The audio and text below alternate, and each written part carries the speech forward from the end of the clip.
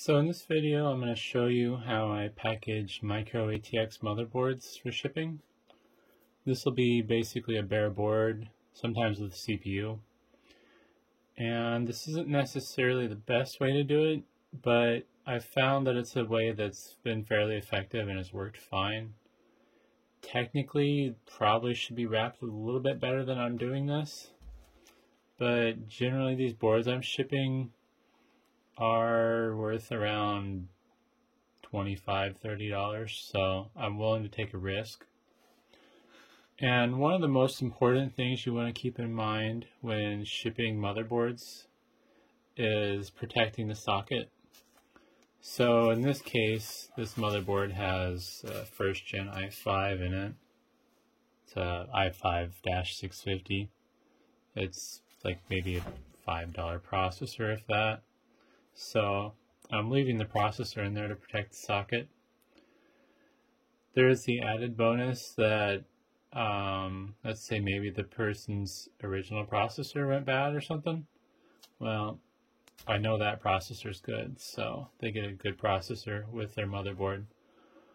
I'll do that also with a lot of the socket AM2 boards that I sell with the AMD processors in them still, because the processor's not worth anything in scrap, and it's not worth anything by itself with people that are willing to work for free, basically.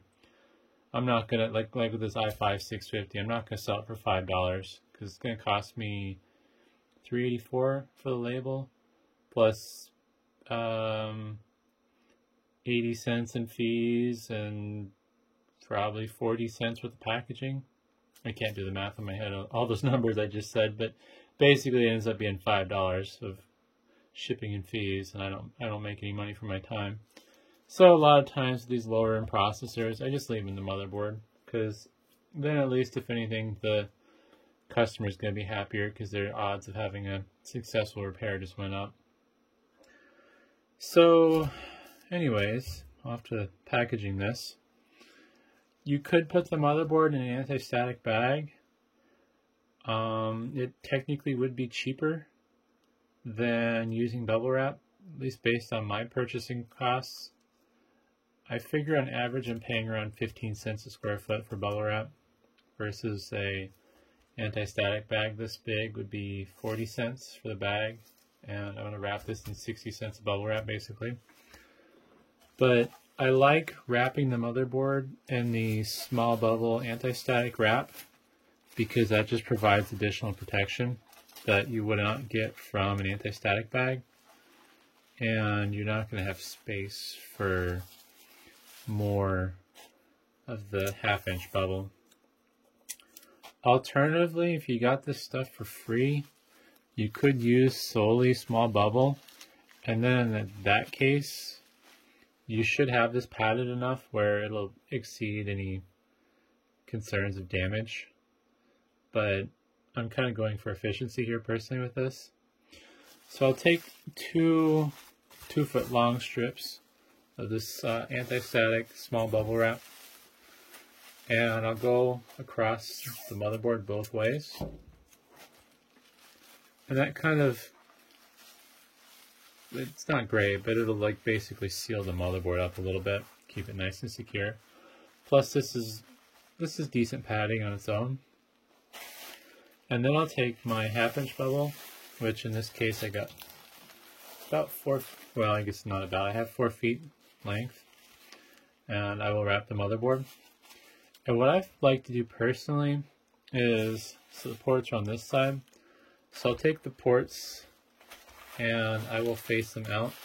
Also, if you use perforated bubble wrap, make sure you line the perforation up where it's under the motherboard so you get good edge protection.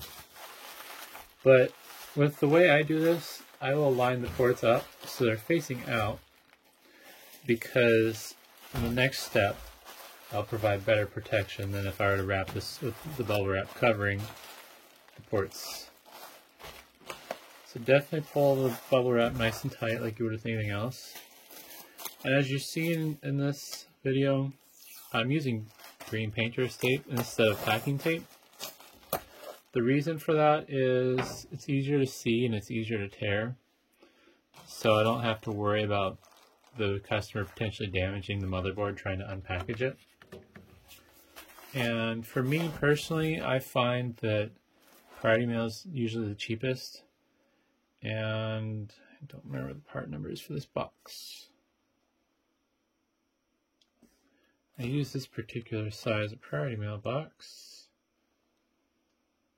Which I thought they put a part number on these somewhere. It might be this up here. 2DPCON-13-B-0008. Could have swore they had a shorter part number than that, but yeah, I don't see. Anyways, this is basically 13 by 11 by 3-inch box.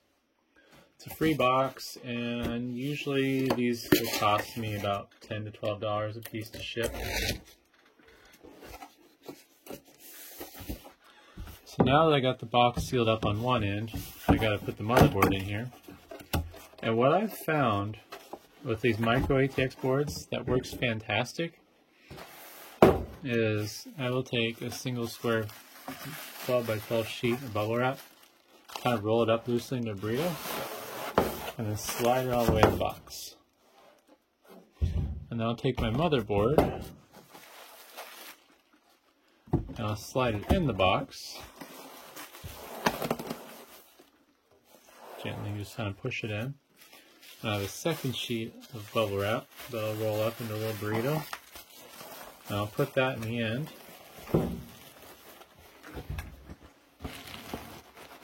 There we go. And then once you kind of shove it in there, obviously you're going to close the flaps.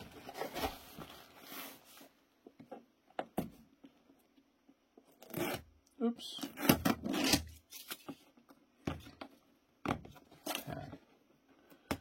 There we go.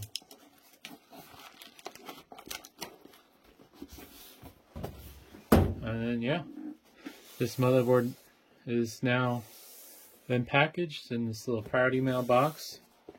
Generally speaking, they should weigh around 2 pounds. And since this box is one of the Postal Service's provided priority mail boxes, you don't have to worry about running into dimensional weight issues. Like if this was a 16-inch cube, you'd probably be paying a lot more than the 2-pound rate. But you don't have to worry about that with this box. It will bulge a little bit depending on the motherboard. That shouldn't be too big of a deal. With the way I've been packaging these motherboards, I really haven't had any complaints yet, which is good.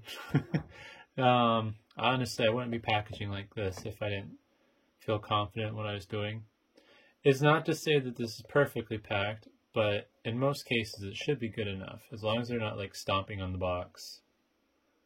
And I would estimate I used about 10 square feet of bubble wrap total between the 1/2 inch stuff and then the 3/16 inch anti-static stuff. So this probably cost me around $1.50 to package. The box is obviously free, and I would imagine even if like you're shipping from California to New York, I don't think it would cost you more than $15 to ship like this. Granted, if you have like a really good standing with FedEx or UPS, you might be able to get a cheaper rate, but then you're going to have to buy a box also. So, and you might end up paying another, I would guess maybe $1.30 for a box. So that's kind of one of the other things when I'm shipping stuff that kind of weighs in on how I package it. Because like there's a good chance where this package is going, it might be, you know, $2 cheaper for me to ship it UPS or FedEx with my shipping rates I have access to, but then I have to buy a box. So yeah, maybe I buy the box and I save, you know, 50 cents or whatever, but customer gets it faster and that makes them happier. I'm willing to give up the 50 cents for a better customer experience. So hopefully that's helpful if you're shipping motherboards, and thanks for watching.